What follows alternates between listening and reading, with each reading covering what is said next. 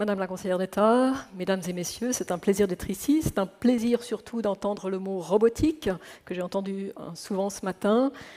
Mon propos, dans cette demi-heure, ça va être surtout de nous ramener du rêve, la réalité, à la technique aujourd'hui. Qu'est-ce que la robotique peut vraiment faire? En quoi vous pouvez lui faire confiance? En quoi il faut peut-être être prudent? Quelles sont les limites de notre technologie au jour d'aujourd'hui? Alors évidemment, je vais commencer par le rêve, un rêve déjà un petit peu réalité. Je vais commencer par quelques exemples. Celui-là, il vient de mon laboratoire. Ce sont des robots qui peuvent attraper en quelques millisecondes des objets très compliqués, qu'on leur envoie. Un humain l'envoie, donc ça veut dire qu'il l'envoie avec une trajectoire très complexe. Pourquoi est-ce que c'est difficile? Observez qu'il ne s'agit pas ici d'une balle, il s'agit d'un objet allongé, que ce soit une raquette ou une bouteille d'eau. Vous pouvez essayer au cas break, faites un petit peu attention, c'est dangereux. C'est difficile à attraper, pourquoi? Parce que le mouvement est très non linéaire. Ce n'est pas un mouvement balistique. Des fois, on s'amuse à mettre un petit peu de liquide à l'intérieur, ce qui rend le mouvement encore plus complexe, bien sûr, parce qu'il y a un déplacement, pour ceux qui connaissent un peu, le déplacement du mouvement d'inertie. Pourquoi est-ce qu'on arrive à faire ça? Parce qu'on a derrière des algorithmes qui sont très développés, qui réussissent à calculer en fait, ces trajectoires non linéaires et en plus à contrôler le robot pour aller s'aligner avec cette trajectoire pour attraper l'objet dans la main. Il y a d'autres exemples de technologies merveilleuses, comme celui-là, de Boston Dynamics. Ici, ce n'est pas l'intelligence du robot qui importe, c'est la mécanique. Vous avez des moteurs des actuateurs en fait, qui sont très puissants, qui permettent à la machine de pouvoir se soulever en l'air et se projeter et faire donc une rotation. Particulièrement impressionnant aussi, c'est que ces actuateurs qui ont beaucoup de force, on pense toujours à un actionneur très fort qui sera très rigide, qui peut soulever une grande masse, sont à la fois très souples, parce que lorsque le robot retombe, comme un humain, il doit pouvoir absorber le choc. Et c'est ça l'innovation technologique. Et puis de temps en temps, eh bien, comme vous l'avez vu, il tombe. Alors, on a des innovations technologiques à la fois au niveau de ce qu'on appelle le hardware, c'est-à-dire la machine, la mécanique, au niveau des algorithmes. Est-ce que de là, on a résolu tous les problèmes? De loin pas. Non, bien sûr. Ce sont des belles vidéos, ce sont des vidéos des succès de la robotique. Nous avons aussi beaucoup de vidéos qu'on montre un petit peu moins disons des ratés. Ici, vous allez en voir un certain nombre. C'est une compétition qui a eu lieu aux États-Unis. Donc, l'agence DARPA a invité mondialement toutes les équipes qui travaillent en robotique pour faire un concours. Bien sûr, ils n'ont pas fait que des ratés. Je vous montre les ratés. Mais les ratés, ils viennent du fait que la plupart du temps, quand on développe nos plateformes, on les développe dans un environnement bien connu. Là, l'environnement était difficile. Il y avait du sable, ce qui fait glisser le robot. L'environnement était outdoors, ça veut dire dehors. Donc, il y avait des luminosités qu'on ne comprenait pas. Ce qui fait que parfois, ces robots pensaient que la porte était à 3 ou 4 cm et elle était 2-3 cm plus loin et ils tombent. Ils tombaient surtout parce qu'à l'époque, nous n'avions pas d'algorithme pour rattraper la chute, comme on l'a en fait, nous, en tant qu'êtres humains, si on tombe dans l'escalier. Donc tout ça, ça nous a permis de comprendre les limites, et c'était que quelques années en arrière. Alors ça m'amène au cœur du propos.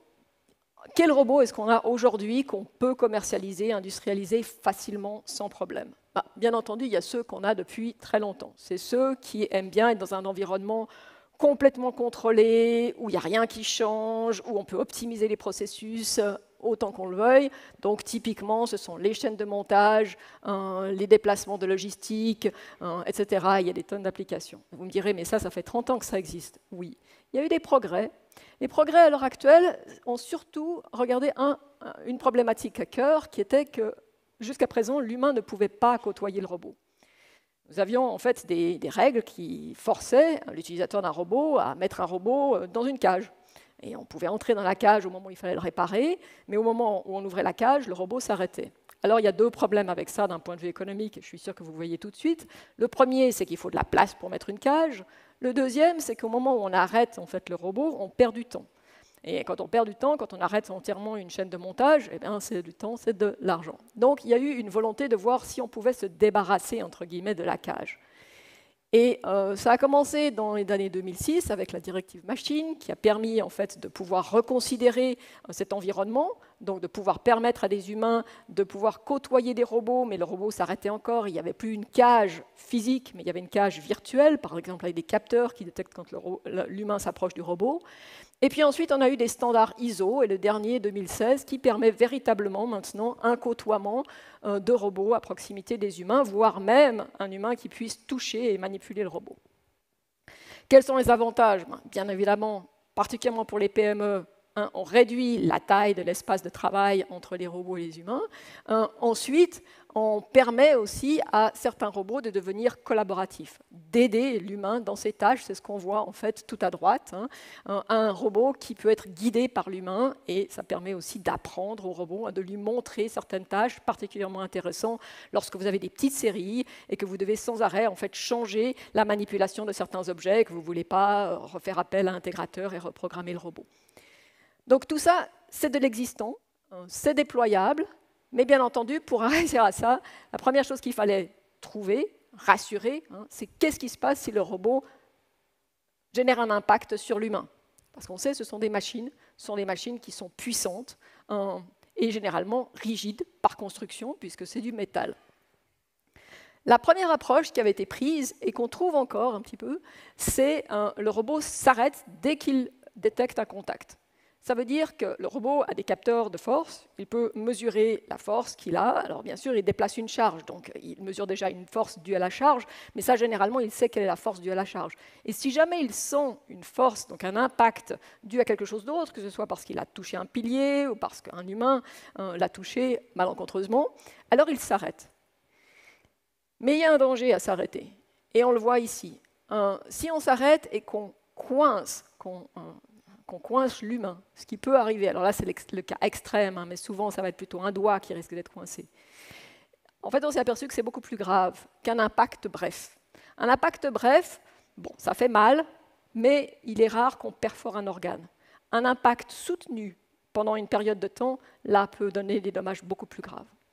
Donc, la technologie ne s'est pas arrêtée là, et à l'heure actuelle, les robots les plus safe pour l'emploi dans les robots collaboratifs sont des robots de ce type. Ce sont des robots qui rebondissent, en fait, qui absorbent les forces de contact. Alors, ils le font soit mécaniquement, un peu le même principe que le robot qu'on a vu qui peut absorber les chocs quand il retombe, donc le robot qui faisait de la gymnastique, ou bien simplement ils le font avec un contrôleur derrière qui détecte la force au contact, qui l'absorbe et qui repart dans la direction opposée ou dans une direction qui n'est pas dangereuse. Ça, ce sont des choses sur lesquelles on travaille dans mon laboratoire, par exemple, c'est de ne pas seulement je vous tape et partir dans la direction opposée, mais de calculer qu'est-ce qu'il y a autour de moi, parce que le danger, c'est que si je réagis et que je pars dans la direction opposée du premier impact, je risque de toucher un autre employé qui se trouve derrière moi. Donc il faut calculer la direction dans laquelle je peux m'éloigner sans être un danger. Donc ça, ce sont des technologies qui sont certaines achetables, si j'ose dire, et puis d'autres qui sont encore en évolution. Il y a un certain nombre d'applications qu'on peut avoir. Ici, on en voit une. Ça, c'est une vidéo de KUKA dans l'automobile. Il y a beaucoup d'intérêt à mettre des robots qui travaillent conjointement avec un humain, particulièrement pour des tâches qui sont toujours difficiles à automatiser. L'insertion de câbles flexibles dans un tuyau. C'est difficile. Si vous l'avez fait vous-même, vous savez que c'est difficile. En fait, il faut s'y reprendre à plusieurs fois, ça coince, il ne faut pas tirer trop fort, sinon ça risque de casser. Cette intelligence, elle n'est pas encore là dans les robots. Et c'est là que mélanger l'intelligence de l'humain qui sait comment insérer au début le câble, et puis ensuite laisser le robot finir, c'est une bonne partnership. Il est possible donc de déployer ces robots, ça c'est de l'ordre du possible, mais ça se fait lentement. Ça se fait typiquement au travers d'une certification. C'est un travail qui se fait point à point entre un intégrateur et puis un utilisateur. Ils travaillent de concert. Ils définissent en fait du cas en cas ce qui est possible dans votre entreprise et ce qui serait trop dangereux où il n'y a pas de plus-value à le faire. Il y a des critères prépondérants. Les critères les plus importants, et je ne vais pas aller au travers de tous ces critères, c'est que l'utilisateur doit en tout temps être en contrôle du robot, surtout il ne doit pas se trouver sous le robot, et quand on dit l'utilisateur, on entend par là l'employé. Ça veut dire quoi au final? Ça veut dire qu'il y a une phase d'apprentissage, une phase de formation des employés à l'utilisation de la machine qui est nécessaire. Et lorsqu'elle s'est faite, eh bien, on peut déployer la machine. Maintenant, j'aimerais vous parler d'autres types de robots, bien sûr, dont vous avez entendu parler. Les véhicules autonomes. Par véhicules autonomes, je n'entends pas juste les voitures autonomes. Il s'agit des drones, et puis il s'agit aussi des nouveaux véhicules qui sont typiquement des chaises roulantes qui vont devenir de plus en plus autonomes. J'aimerais vous parler de ce qu'on peut faire, et puis peut-être vous parler un petit peu des risques, pour qu'on soit bien tous conscients que lorsqu'on déploie cette technologie, il faut le faire là où on minimise les risques, et pas en les augmentant. Et juste pour que le propos soit clair, je souhaite développer cette technologie, mais je souhaite qu'elle soit faite, comme il a été dit en introduction, de concert avec les humains, au bénéfice des humains. Alors, il existe beaucoup de voitures dites autonomes ou semi-autonomes. Je suis sûr que beaucoup d'entre vous ont eu l'occasion de voir un petit peu de cette assistance, que ce soit l'assistance au parquage ou l'assistance à la conduite lorsque vous êtes sur l'autoroute pour garder la distance vis-à-vis d'une autre voiture. Il y a des voitures dites complètement autonomes qui peuvent potentiellement éviter les obstacles, tourner, suivre un chemin prescrit par le GPS. Il y a des avantages à ça, des avantages immédiats. Pour certains d'entre nous, conduire, c'est du temps, c'est ennuyeux, c'est fatigant, et puis peut-être, potentiellement, si c'est fait par une machine, il y aura moins d'accidents, on pourra mieux réguler la vitesse. Il a été démontré d'ailleurs que si toutes les voitures étaient, entre guillemets, autonomes et régulées par un système central, ce serait plus optimal et plus efficient, aussi en termes d'énergie. Par contre, et on le sait, le déploiement des voitures autonomes telles qu'elles ont été faites, ici c'est un exemple de Tesla, ont malheureusement amené à quelques accidents.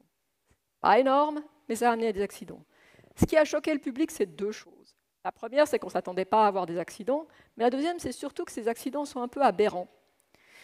Et c'est cette aberration qui fait peur parce qu'on ne comprend pas très bien pourquoi la voiture a un accident. Ici, la voiture est en train de rouler sur une autoroute. Il n'y avait pas d'obstacle. Il fait beau. Il ne pleut pas, il n'y a pas de concept qui pourrait faire penser que oui, il y a un risque. Et pourtant, tout d'un coup, sans raison, elle se met à tourner, et on ne voit pas la fin de la vidéo parce que c'est assez choquant, elle fonce dans un mur. C'est quelque chose d'aberrant parce qu'on ne voit pas comment elle arrive à ce genre d'erreur. Et je vais venir à la fin de ma présentation vous expliquer pourquoi.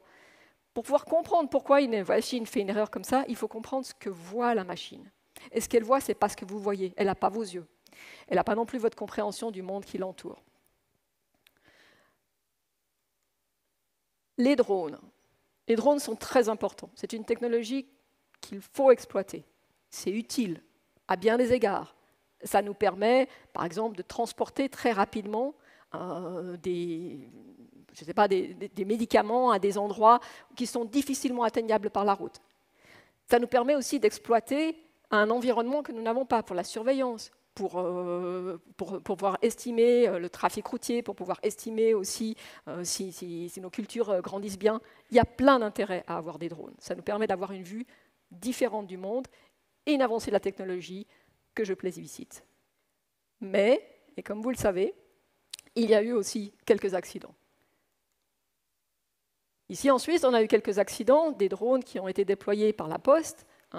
Alors il y en a qui traversent le lac de Lugano, il y en a qui traversent le lac de Zurich. C'est pour porter en fait des blood samples, des échantillons de sang d'un hôpital à l'autre. C'est utile. Et puis il y en a un en particulier qui va de l'université Insel à Unispital. Donc il passe exactement au-dessus de la ville de Zurich, pas au-dessus d'un lac. Et puis de temps en temps, ils sont tombés. Et c'est peu, 3, 4 fois sur 3000 vols. Pourquoi est-ce qu'ils tombent? Si certains d'entre vous font de l'aviation, vous devez le savoir. Ils volent à basse altitude.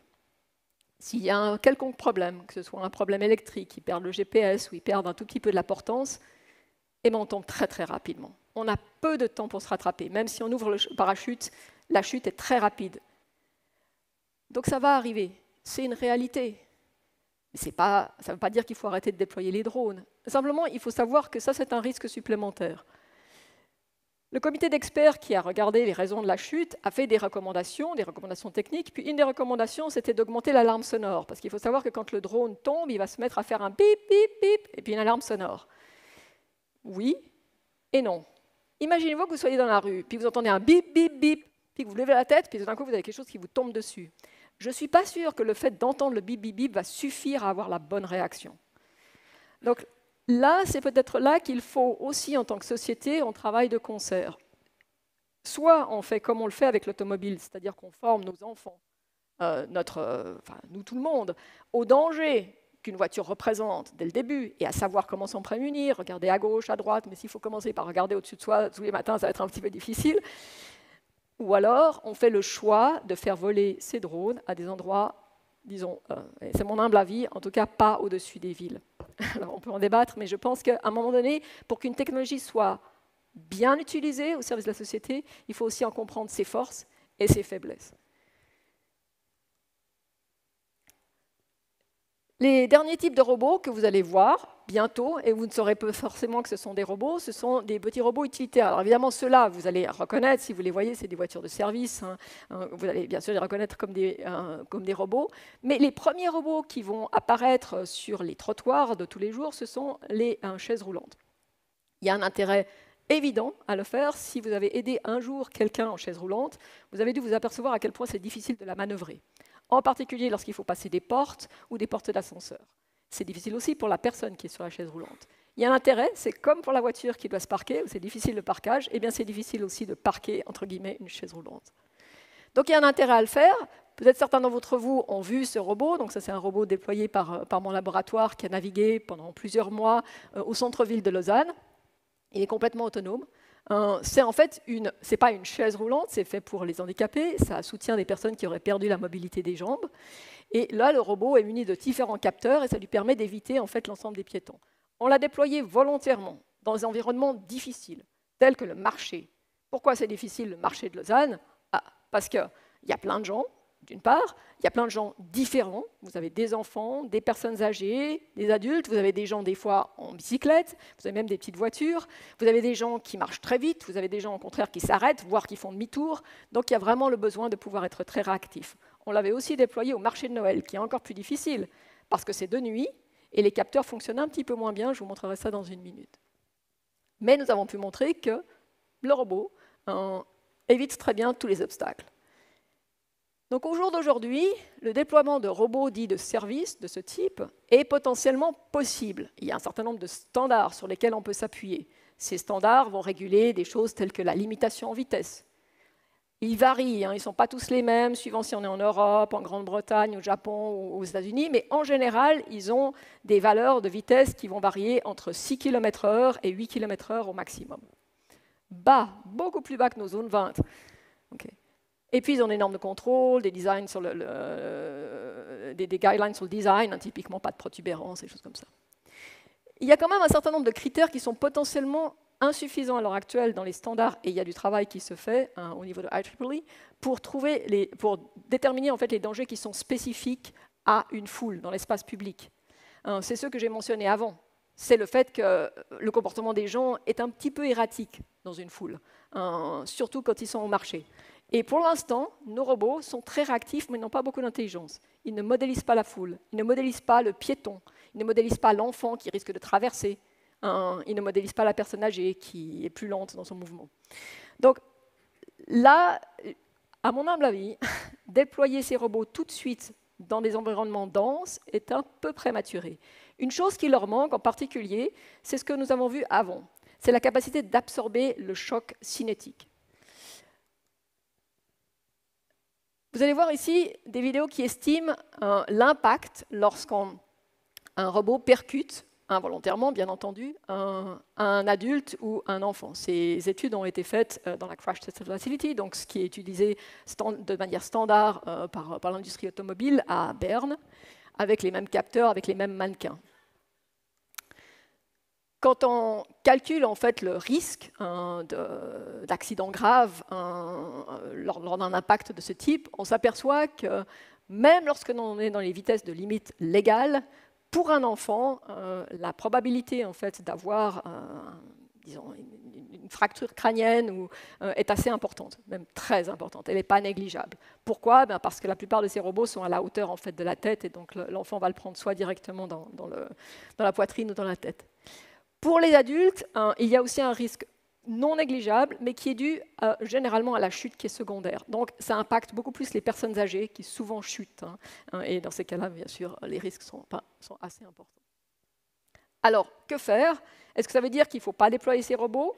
Non, il faut être conscient de ces risques. Et comme je l'ai dit avant, je pense qu'il est un petit peu prématuré de les déployer maintenant, mais si on a des algorithmes qui permettent d'absorber l'interaction cinétique, le choc cinétique, parce qu'ici, il ne le fait pas, hein, c'est un robot qui tape directement sur l'enfant ou sur l'adulte, mais n'absorbe aucune composante du choc. Mais si au contraire, il peut absorber une composante du choc, alors ces risques seront réduits pour être probablement tout à fait acceptables. Au jour d'aujourd'hui, limiter les risques, eh bien, la solution, elle est très simple, elle est adoptée par tout le monde, c'est l'humain doit rester en contrôle. On le voit, l'OFRU nous dit, le véhicule est toujours réputé maîtrisé, hein, si ce dernier peut être neutralisé ou désactivé par le conducteur. Donc c'est mettre la responsabilité sur le conducteur. C'est la même chose pour les standards dont je vous ai parlé avant, pour les robots collaboratifs. Là, l'utilisateur doit pouvoir arrêter le robot en tout temps. Je pense qu'il faut faire un petit peu attention. Est-ce que vraiment l'humain peut toujours contrôler le robot? Et on commence à s'apercevoir que ce n'est pas forcément le cas. Parce que l'humain est l'humain. J'ai parlé des accidents de Tesla et d'autres. Vous savez qu'il y a une investigation, peut-être vous ne le savez pas, il y a une investigation donc, qui est menée aux États-Unis pour comprendre ces accidents. Sur les nombreux accidents qu'ils ont eus, 108 des accidents de Tesla, dans 108 de ces accidents, le conducteur n'a simplement pas réagi. Alors là, vous allez voir une vidéo, c'est un des premiers, c'était en fait pas Tesla, c'était Uber. La conductrice n'est pas une conductrice, elle est en train de regarder son téléphone portable parce qu'elle se croit dans un taxi qui l'emmène. Et puis, le taxi va percuter un piéton qui traverse avec son vélo. 3 secondes se passent. 3 secondes, c'est long. Je vais jouer la vidéo. Vous allez voir. 1, 2, 3. De 2 à 5 secondes avant l'impact, dans tous les cas qu'ils ont regardés, les 108 cas, l'utilisateur n'a pas réagi. Pourtant, après ce premier accident, ce qu'on a développé, c'est des caméras qui regardent que l'utilisateur a bien les 2 mains sur le guidon, enfin sur le volant, est bien en train de regarder droit devant lui, etc. Et pourtant, l'utilisateur ne réagit pas. Pourquoi? Eh bien, l'utilisateur ne réagit pas, probablement pour 2 raisons. Si vous n'avez rien à faire, et que vous êtes dans cette posture, vous êtes un humain, votre cerveau il va commencer à penser à autre chose. Vous serez moins attentif que vous le veuillez ou non. Quand vous êtes inactif, vous finissez par penser à autre chose. Première chose. Deuxième raison, c'est qu'en fait, ce qu'on demande à l'humain, ce n'est pas d'être le conducteur comme vous l'êtes quand vous êtes en contrôle. On demande à l'humain de vérifier que la machine fait bien son travail. Mais c'est difficile. Parce que ça veut dire que si je vois qu'il y a un obstacle et que je me dis la machine va ralentir, est-ce qu'elle ralentit? Elle ne ralentit pas, elle va ralentir. Pendant le temps où je me pose cette question-là, il s'est déjà passé 2 secondes. C'est trop tard. La vitesse de réaction, généralement, c'est à peu près 1 seconde. Ici, on parle vraiment de 2 à 5 secondes, aucune réaction du conducteur. Je vais passer directement aux limites des robots. Pour qu'un utilisateur puisse utiliser bien un robot, il est important de comprendre les limites des robots. Et comprendre les limites des robots, ça veut aussi dire informer et former le public à ces nouveaux risques. Comme je l'ai dit avant, si on déploie en fait certains robots, il faut s'attendre à ce que les gens sachent que s'ils entendent un alarme sonore, il faut qu'ils regardent au-dessus d'eux et qu'éventuellement ils se déplacent. Alors, comment et que voit un robot? Première chose qu'il faut savoir, c'est qu'il a plein de capteurs. Donc, il y a des capteurs, ce soit des radars, des lidars, ou bien des caméras. Il peut voir à proximité, plus ou moins lointain. Le lidar est quelque chose, donc c'est un capteur extrêmement précis, très haute définition, qu'on utilise énormément pour des mesures de distance, pour des mesures aussi de distance aux obstacles, pour déterminer aussi la vitesse à laquelle les obstacles se déplacent. Mais c'est un capteur difficile. Je vais vous expliquer pourquoi. Regardez la scène, vous la voyez cette scène. Ça, c'est la vision du lidar. C'est une série de lignes. Toutes les couleurs, en fait, représentent la profondeur de ces obstacles. Ce que l'algorithme doit faire, c'est que quand il voit cette série de lignes, comme vous voyez ici, c'est de pouvoir reconnaître que parmi ces séries de lignes, il y a des petits groupes qui représentent des voitures, des petits groupes qui représentent potentiellement des piétons. Ce n'est pas un problème mathématiquement simple, c'est un problème difficile et prône à l'erreur. Ensuite, le lidar est généralement accompagné de caméras. Les caméras sont particulièrement utiles, surtout pour pouvoir voir les piétons, mais aussi pour pouvoir voir les autres véhicules, et pour aider en fait à la reconnaissance de ces différents éléments. Le problème des caméras, comme vous le savez probablement si vous prenez des photos, c'est que malheureusement les caméras, elles sont assez sensibles aux différences de luminosité, nuit, jour, le temps pluvieux, etc. Ici, j'ai pris une vidéo, je suis sur mon vélo à Lausanne, et j'ai pris une vidéo d'une caméra qui est attachée à mon casque. Et puis ensuite, j'ai fait tourner un des algorithmes qui est un des meilleurs en fait, qui tourne sur les voitures autonomes à l'heure actuelle. Cet algorithme peut détecter les piétons et des voitures. Je pense que vous apercevez du problème. Parfois, il détecte bien un piéton, et puis le piéton disparaît pour une fraction de seconde. Flicker, comme ça. Même chose ici. Parfois, il hallucine des piétons. Ça, c'est moins dangereux. Mais quand même, ça peut faire ralentir la voiture sans raison. Parfois, l'algorithme est lent. Ça peut arriver. Plus la scène est complexe, plus il a de choses à analyser, plus l'algorithme risque d'être long. Ça peut arriver même que ça descend à ce qu'on appelle une frame par seconde. Ça veut dire qu'il va analyser une image par seconde. Mais une image par seconde, c'est comme si j'étais en train de conduire en fermant les yeux puis en les rouvrant toutes les secondes, ce qui serait super dangereux. Les voitures autonomes, je pense qu'au jour d'aujourd'hui, et ça fait déjà 20 ans, il est parfaitement possible de les déployer dans des environnements bien compris. Les autoroutes, où on peut même coupler ça avec des capteurs externes pour aider la voiture à se guider elle-même. Dans les environnements tels que celui-là, avec des piétons qui potentiellement traversent, je pense qu'il est un peu prématuré de les déployer. C'est mon avis d'expert, on peut en discuter. Je pense qu'il faut être prudent.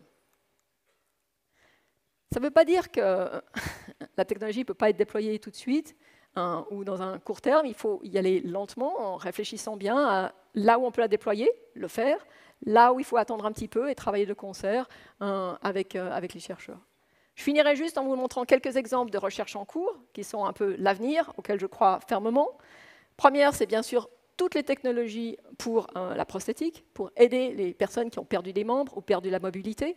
Ça, c'est vraiment le domaine le plus prometteur, le prochain domaine sur lequel on peut avoir une confiance qui va vraiment aider aussi l'humain à dépasser un certain nombre de limites.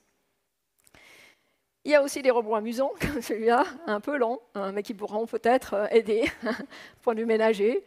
Mais ça, c'est de la musique d'avenir. Il est très, très, très, très lent. Là, il a accéléré 10 fois. Okay. Et puis, on travaille fermement à essayer de résoudre notre problème des robots qui tombent. Et nous sommes repartis à la base. Quand on tombe, qu'est-ce qu'il faut faire? Se relever. Et donc, voilà, une grande partie du travail qui se fait à l'heure actuelle en robotique, c'est de développer des algorithmes de failure recovery. C'est au moment où tout d'un coup votre robot se rate, que ce soit du point de vue software, du point de vue hardware, qu'est-ce qu'on fait pour se rattraper? Donc voilà. Alors, il y a des gens qui... Pour terminer, robot, humain, il y a des différences fondamentales. Le robot, une mémoire gigantesque, un processeur extrêmement rapide. Pour nous, la mémoire, la taille, c'est toujours un débat, on ne sait pas exactement, mais le processeur est certainement beaucoup plus lent. Alors, qu'est-ce qui fait une grosse différence entre nous deux? Le robot, il stocke tout. Il a peu, voire pas de compréhension du monde. Je vois un piéton, je vois un piéton, je vois pas de piéton, je vois un piéton, mais il ne dit pas « Ah, c'est un piéton qui risque de traverser » ou « Celui-là, probablement pas ». On n'a pas encore ça. On l'aura, mais on ne l'a pas aujourd'hui. Et puis, généralement, un robot, ça répète. Ça répète, alors ça adore répéter. Ça répète exactement ce que vous avez dit, sans erreur. Mais l'humain, c'est l'opposé. L'humain, il retient l'essentiel. Quand l'humain conduit avec sa voiture, il regarde l'essentiel, il ne regarde pas absolument tout ce qui l'entoure. Il comprend le sens, mais surtout, il crée, il invente. Et ça a été mentionné plusieurs fois ce matin, et je crois que ça, c'est la force de l'humain. Alors, pour conclure, les robots, oui, ils nous ressemblent, parfois. Ils sont quand même différents, de telle manière. Et voilà, il faudra travailler avec eux, avec leurs forces et leurs faiblesses. Je vous remercie.